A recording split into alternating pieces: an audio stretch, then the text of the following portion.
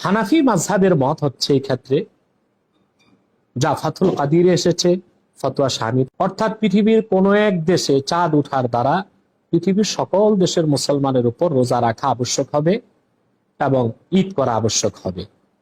এটা উল্লেখ করেছে ফি জাহিরুল মাযহাব, এটা জাহিরুর রওয়ায়াত। হানাফি মাযহাবের কিতাবে তিনটি স্তর আছে। প্রথম স্তর হচ্ছে জাহিরুর রওয়ায়াত, যেটা উসুল, তারপর হচ্ছে নাওয়াদের, তারপর হচ্ছে নওয়াজিল।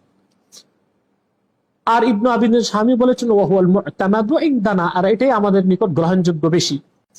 হানাফি মাযহাবের মত হচ্ছে এই ক্ষেত্রে যা ফাথুল কাদিরে এসেছে, ফতোয়া শামিতে এসেছে, ওয়াইদা সাবাতা ফি মিসর লাজিমা সাইরান নাস ফায়ালজামু আহলাল মাশরিকি বিরুয়াতি আহলিল মাগরিব ফি যাহিরিল মাযহাব ওয়া হুয়াল মুতামাদু ইনদানা।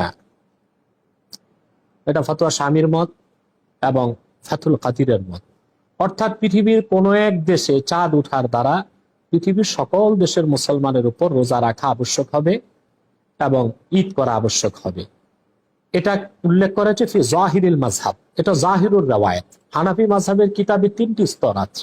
প্রথম স্তর হচ্ছে জাহিরুর রওয়ায়াত, যেটা উসুল, তারপর হচ্ছে নওয়াদের, তারপর হচ্ছে নওয়াজিল।